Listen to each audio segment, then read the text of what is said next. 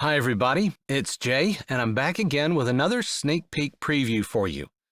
Today, we're going to give a listen to Me and the Helpful Hurricane by Jessie Gussman.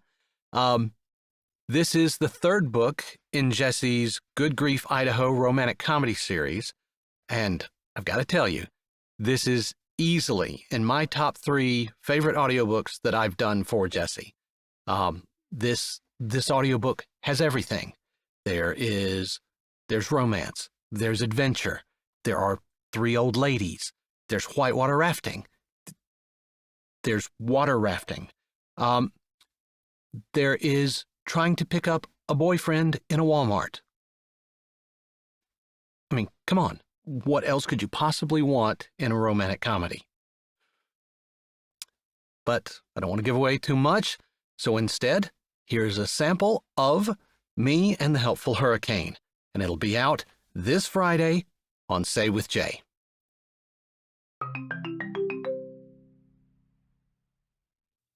I'm driving down the road. Cherry tree is on my right, and I casually look over, knowing that there's not going to be anything to see. If I had been maybe 7 seconds later, that would have been true. Without those extra 7 seconds, though, I see something that's enough to make my eyes narrow and my hand hit the turn signal. It's a shadow, dark, and maybe I would not have paid any attention to it at all, except there is a bright halo of orange on top of the dark shadow, which looks suspiciously like Miss Harriet's hair.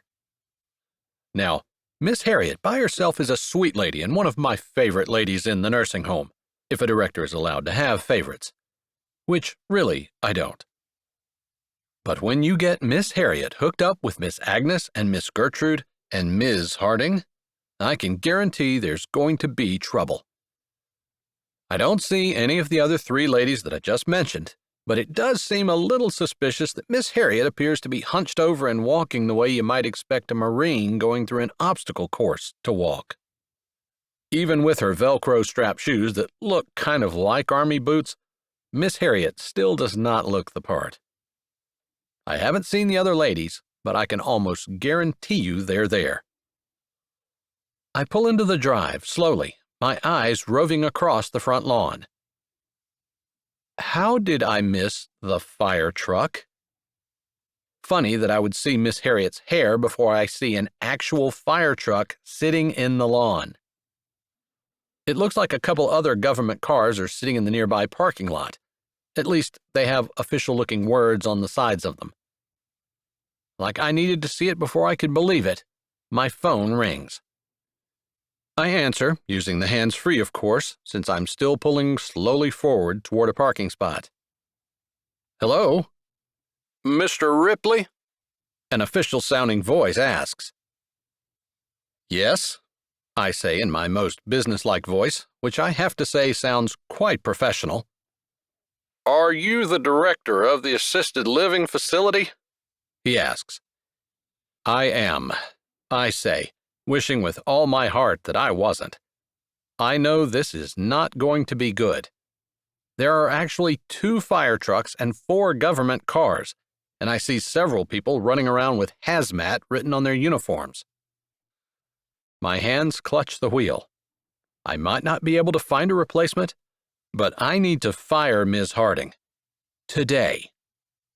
I haven't seen her yet, but I know this is all her fault. We have a situation at the Cherry Tree Senior Living Center, and we need you to come immediately. I'm here, actually. I'll be over in a minute as soon as I park my car. I don't think my jaw can clench any tighter without breaking teeth. I want to strangle a certain long, slender neck. I've had the urge to strangle her almost since we met, but I've never been able to figure out if it's just because I want to touch her so badly or because I do want to strangle her. In my prior life, pre-Ms. Harding, I never wanted to kill anyone. Even my ex, who did try my patience at times. All the time. But I was just as hard for her to deal with, from what she said, so yes, we deserved each other. I hope the guy she's with now has more patience than I did. I hope he has less gas, too. And when he's done using the restroom, I hope it smells like woodsy musk. It irritates me, the thought that some other man gets to raise my kids. It hardly seems fair that I only get to see them over the summer. I shove the thoughts of my ex and my kids out of my head. This is by far the worst situation that I've had to deal with. Working with Miss Harding is like trying to stop a hurricane. At first, I thought she did everything on purpose, just to make my life miserable. I have to admit, after my experience with my ex, women aren't high on my list of people that I think are nice. After being around Ms. Harding some, I really don't think she means to do all the terrible things she does. I think some people just have that kind of personality where they have the tendency to get themselves involved in things they shouldn't. I suppose it's kind of hopeless to think she will improve.